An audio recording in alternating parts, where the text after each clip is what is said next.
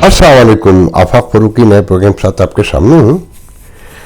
Movie बहुत दिलचस्प है। अथर मनल्ला ने एक 41 पेजेस का नोट लिखा है इलेक्शन के हवाले से। सदर को कहना चाहिए इलेक्शन कमीशन को और गवर्नर को बहुत ही वाज़ेह तौर पे कहा है कि इन्होंने गैर आईनी काम किया, जुर्म का इर्तिकाब किया और इलेक्शन के लिए परसू नहीं किया, उसके लिए काम नहीं किया, और बहुत लंबी डिटेल है। तो मैं उस पर तबसरा यही कर सकता हूँ कि हमारे जज जो हैं, जब वक्त गुजर जाता है, पुलों के नीचे से पानी गुजर जाता है, तो बड़े बड़े नोट लिखते हैं, बड़ी बड़ी लंबी बातें करते हैं, और आप ये देख लेना इनके नताइज क्या निकलते हैं। धरना, फैज़ धरना कहता हूँ मैं, फैज़ाबाद धरना नहीं, फैज़ धरना कहता हूँ उसे। उस पर फाइज ईसा ने पहले लिखा तो फाइज ईसा के खिलाफ ही खेल शुरू हो गया, रेफरेंस आया। अब वादा किया है, कमीशन बनाया, कमीशन काम भी कर रहा है, मगर निकलना कुछ नहीं है। असगर खान केस याद है आप लोगों को ना? कितने साल हो गए फैसला आए हुए, क्या हुआ? इनके खिलाफ किसी ने कुछ नहीं करना। वो 50 स्टूडेंट, बलूच स्टूडेंट इस्लामाबाद से गायब हो गए। कितने प्राइम मिनिस्टर आके चले गए? couldn't do anything, right? कर भी नहीं सकते क्योंकि पूरी रियासत उन्होंने सीज कर रखी है। अच्छा, फिर कर्ज करना जजों को, वो भी मैं तो गलती समझता हूँ कि वो क्या कर सकते हैं जज। जैसे आज एक सहाफ़ी दोस्त एक दूसरे सहाफ़ी दोस्त के बारे में गुफ्तगू कर रहे थे। मैंने कहा भाई, लोग सहाफ़ी क्यों जाने दें या जज क्यों जाने दें, वो क्यों हक और सच की आवाज़ बुलंद करें? क्योंकि ये जो पाकिस्तानी अवाम है, आप लोग हैं, इन्होंने निकलना है। कितने लोग मारे जा चुके हैं? आप कभी निकले? कभी नहीं निकले और ना निकलेंगे। मगर आप तवक्को ये करते हैं कि जज भी दुरुस्त फैसले दें और सहाफ़ी भी अपना काम पूरी ईमानदारी से करें, मगर आप कुछ न करें। मैं चैलेंज से कहता हूं कि अगर आप हर शहर में 2-2 लाख लोग बाहर निकल आए ना 2 दिन, तो सब ये दुकान अपनी बढ़ाकर घर चले जाएंगे, अपनी औकात में आ जाएंगे। मगर आप कभी नहीं करेंगे क्योंकि आपने तय कर रखा है, क्योंकि आपने एक बात डिसाइड की हुई है कि हमारा काम दूसरों ने करना है और मैं दुरुस्त हूँ, बाकी सब खराब हैं। भाषण तो मैं भी दे रहा हूँ ना, मगर मैं यहाँ पाकिस्तान में भी ख्याल रखिएगा, मैंने पाकिस्तान में बैठ के भी ऐसी बातें की हैं, मगर बहुत बड़ी अक्सरियत वहाँ नहीं करती, यहाँ आके करती है। शाहीन शहबाइन ने उससे बहुत दिलचस्प ट्वीट किया है कि इन जजों का वही हाल है कि एक चौधरी के घर में चोर घुसा है, जो चौधरी ऊपर बैठा था। तो चोरों ने घर की खवातीन के जेवरात भी लूटे, नकदी भी लूटी और फिर उन खवातीन से ज्यादती भी की और चलते हुए उन खवातीन से निकाहनामे मांगे और वो भी साथ लेके चले गए। इत्तफाक से जब पुलिस थाना कचहरी हुई तो मुल्जिमान पकड़े गए, डाकू। तो अदालत ने जब उनसे पूछा खवातीन से, तो उन्होंने बताया हमारे साथ ज्यादती भी हुई है। तो उन्होंने ये भी पूछा कि आप किसके साथ रहती हैं? उन्होंने कहा कि जी चौधरी साहब हैं, और दूसरे उन्होंने कहा कि जी निकाहनामे लिखा है। तो उनका निकाहनामे तो नहीं है हमारे पास। बहरहाल चौधरी से पूछा कि जब सारा वाक़या हो रहा था तो तुम नीचे क्यों नहीं आए? तो चौधरी साहब फरमाते हैं कि ना इन्होंने शोर मचाया, ना आवाज़ दी खवातीन ने हमारी, और फिर डाकुओं के पास बंदूकें थीं, तो मैं क्या करता? तो जजों के पास भी या सहाफ़ियों के पास क्या है? वो क्या कर सकते हैं? तमाशा ही देख सकते हैं ना। कितने लोग हैं तारीख में जो इनकलाब आए हैं, या खूनी इनकलाब जिन्हें कहते हैं, या तहरीकें बड़ी बड़ी जो लोग जाने देते हैं, वो कितने होते हैं माशरे के, कितने अफराद होते हैं। मगर तब्दीली बड़ी वहीं आती है जहाँ लोग मुसलसल जाने देते हैं या मौत की शक्ल में बाहर निकलते हैं। मैं तारीख से 50 मिसालें आपको दे सकता हूँ। तो जनाब, ये जज मैं दर्जनों और फैसले सलाम बता सकता हूँ कि इन्होंने बड़े दबंग फैसले दिए, مگر ہوا کچھ نہیں. یہ شوکت صدیقی نے آپ کے سامنے کی بات ہے ابھی ریسنٹ ہسٹری میں وہ جو جمہوریت کا لمبردار ہے, ریاست مدینہ, ویلفیئر اسٹیٹ اور صادق امین, سب اس کے دور میں ہوتا رہا نا, مگر اس کے ٹرولر لگے ہوئے ہیں. ایک صاحب کہہ رہے تھے وہ حاجی کی بات ہے کہ یار تمہارے ویوز تو اور گر رہے ہیں. میں نے کہا پورے گر جائیں, میں تاریخ کے لیے کام کر رہا ہوں کہ وہ فیصلہ کرے گی کہ میں موہت پیرزادہ نہیں بننا چاہتا, یا میں وہ بھی نہیں بننا چاہتا جو نواز شریف کے ٹرولر ہیں. کہ اس وقت تو یہ حال ہے نا کہ جس طرف نظر اٹھاؤ نواز شریف کی تصویریں ہیں کہ یہ میرے خوابہ ہیں کہ تعبیریں ہیں, کہ پورا ماحول بنایا ہوا ہے. میں کہہ رہا ہوں بھائی یہ الیکشن کا ڈھونگ, میں پھر کہہ رہا ہوں مجھے تو نہیں لگتے الیکشن ہوتے ہوئے, مگر اگر کرا رہے ہیں تو یہ ڈھونگ رچانے کی کیا ضرورت ہے؟ دے دیں آپ ان کو. پھر تو 2.5-3 سال کے بعد تو آپ نے پھر نکالنا ہی ہے, کیونکہ یہ لوٹ کا مال ہے, یہ ملک لوٹ میں ملا تھا نا. تو جو چاہیں اس کا حال کریں. رکھیل ہے یہ چند افراد کی, اس میں کچھ اور ڈاکو بھی شامل کر لیے جاتے ہیں. بہرحال دیکھیں میں اس کی ڈیٹیل میں نہیں جاؤں گا. تنقید تو یہ بھی ہو رہی ہے کہ فائز عیسیٰ نے کہا ہے کہ جناب جو ابھی فیصلے آئے اس پر وہ جو کہا ہے کہ اسلام آباد, حالانکہ وہ تو اسلام آباد ہائی کورٹ نے جو مجھے یاد پڑتا ہے کہ جی پرائم منسٹر کو بلائیں گے اگر وہ جو اسلام آباد میں بلوچ جو ہے اغوا ہوئے ہیں, غائب ہو گئے اسٹوڈنٹ. تو ہمیں مین نے سوال پوچھا کہ جی فائز عیسیٰ نے تو اس پر اسٹیپ لیا ہے, تو انہوں نے کہا تو پھر پکڑ کے دکھا دیں, بلا لیں, برآمد کروا لیں. مطلب مذاق اڑا رہے تھے نا. تو بات یہ ہے کہ یہ سیاستدان بھی سب انہی کے نکیل ہیں اور انہی کے نکو ہیں کہنا چاہیے. یہ جج بیچارے اگر کہیں ایماندار ہیں بھی تو خاموشی اختیار کرنا پڑتی ہے, چپ رہنا پڑتا ہے. ورنہ ضیاءالحق کے دور میں یاد ہے نا کہ جس نے ذوالفقار علی بھٹو کے پھانسی کے اختلافی نوٹ لکھا تھا صفدر شاہ, اسے بھاگنا پڑا تھا افغانستان کے راستے. کھوتے پہ بیٹھ کے کہتے ہیں کہ لوگ اس نے سفر کیا تھا افغانستان تک کا. تو کتنے لوگ جانے دیں, کب تک جانے دیں؟ جب تک آپ باہر نہیں نکلیں گے تو صحافیوں کی ذمہ داری نہیں ہے, وہ جتنا دکھا سکتے ہیں. میں بہت تنقید کرتا ہوں, خیال رکھیے گا.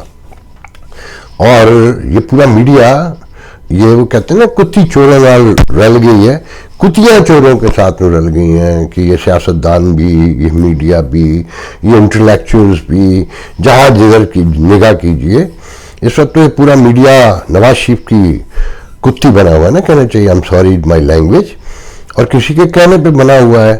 اور جب تھوڑی سی آزادی تھی تو عمران کے پیچھے لگا ہوا تھا ایک بڑا میجر چنک. اسے کوئی غرض نہیں تھی کہ یہ آدمی کتنا دھوکا ہے, فریب کتنا جھوٹا ہے, کتنا سچا ہے. بات یہ ہے کہ یہ سب اسٹیٹس کو کا حصہ ہیں, یاد رکھیے گا. تو آپ اس بات پہ غور کریں. دوسری اہم بات یہ کہ دیکھیں وہ آج میں نے آپ اپنے پروگرام میں لاسٹ نائٹ یہ بتایا نا کہ جناب وہ ریاض ملک کی جو خبر آئی ہے کہ جناب وہ تو پیسے ثابت ہو گئے کہ جناب وہ تو دیے ہی ریاض ملک کو تھے. نہیں, وہ جھوٹ نکلا. دیکھیں میں تو بہت دور بیٹھا ہوں نا, میرے کو اتنے سورسز نہیں ہیں جو میں تو خبر دیکھ کے تجزیہ کر کے بتا سکتا ہوں. کبھی کبھار خبر ہوتی ہے اور جو خبر دی ہے کبھی غلط نہیں دی. تو متی اللہ جان نے اس پر ایک کمال ٹویٹ کیا ہے. میں وہ ٹویٹ پڑھ کے آپ کو سنا دیتا ہوں, اس سے آپ فیصلہ کر لیجئے گا. آپ کو دودھ کا دودھ پانی کا پانی ہو جائے گا کہ جب سارے سیاستدان بھی اس ریاض ملک سے ملے ہوں اور فوج بھی ملی ہوئی ہو, عدالتیں بھی ملی ہوئی ہیں بہت بڑے پیمانے پہ. اچھا عدالتوں میں اگر کوئی انڈیپینڈنٹ ہے بھی نہیں, کوئی آج کہتے ہیں کہ جی فائز عیسیٰ اور ریاض ملک کے وکیل کے درمیان سلمان بٹ جو سابق اٹارنی جنرل بھی رہ چکے ہیں, چیمبر میں فائز عیسیٰ کی بہت گرما گرمی ہوئی اور فائز عیسیٰ کی طبیعت خراب ہو گئی. تو کیوں ہوئی گرما گرمی؟ کیونکہ جناب صفدر بٹ جو ہیں وہ اٹارنی جنرل بھی رہ چکے ہیں, پوری لابی ہے, ریاض ملک ہے, پورا میڈیا اس کا نکو ہے.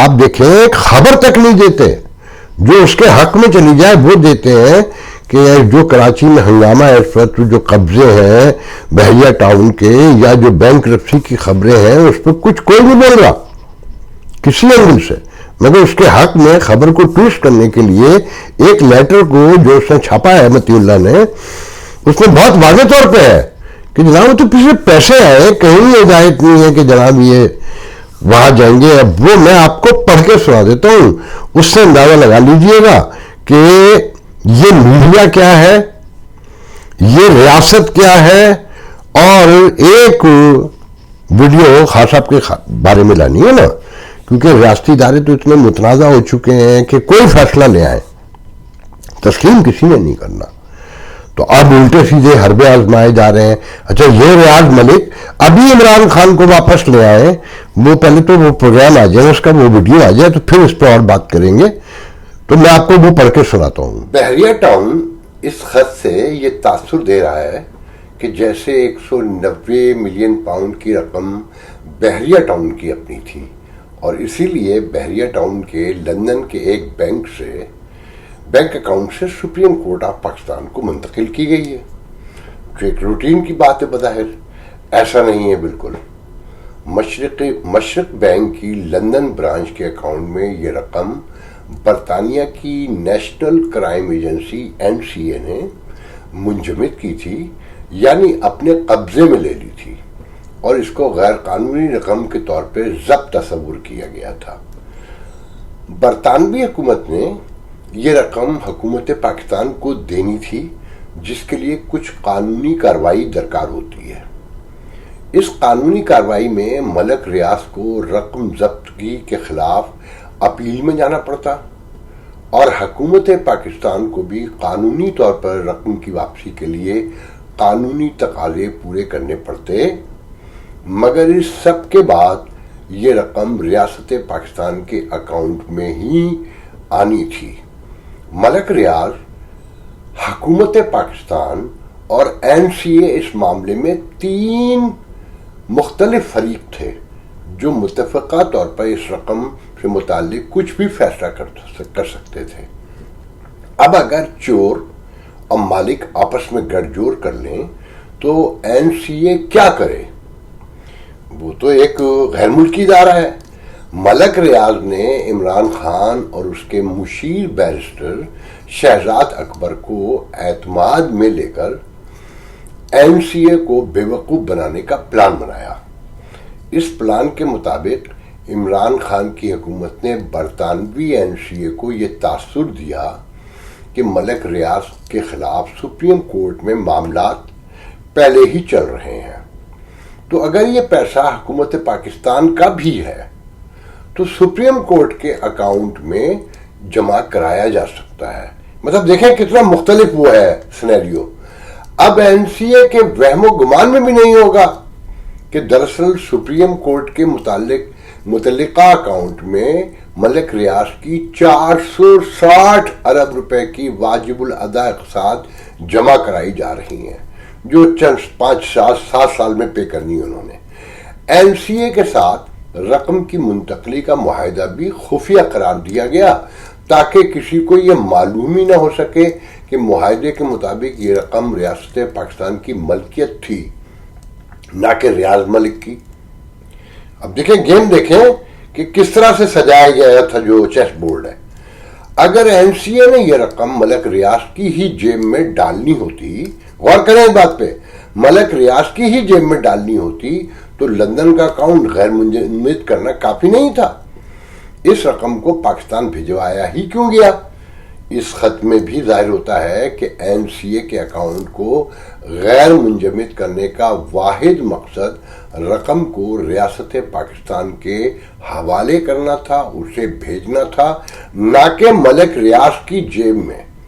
سپریم کورٹ آف پاکستان کے اکاؤنٹ میں رقم کی منتقلی تو جناب اس خط سے ثابت ہوا کہ عمران خان کی حکومت اور بیرسٹر شہزاد اکبر نے سپریم کورٹ کا نام استعمال کرتے ہوئے NCA کے ساتھ دھوکے سے رقوم واپس لائے اور ملک ریاض کی طرف سے ایک واجب الادا قسط کی صورت میں ادا کر دی۔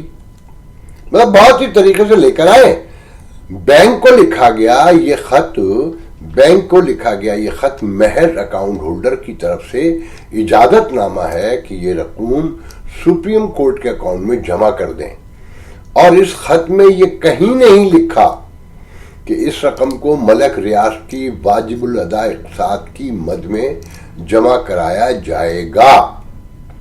गौर किया आपने, इमरान खान और बैरिस्टर शहजाद अकबर ने मलक रियाज के साथ मिलकर जो फ्रॉड किया, उससे वो मुहावरा याद आता है, हलवाई की दुकान पर नानी की सुना आपने।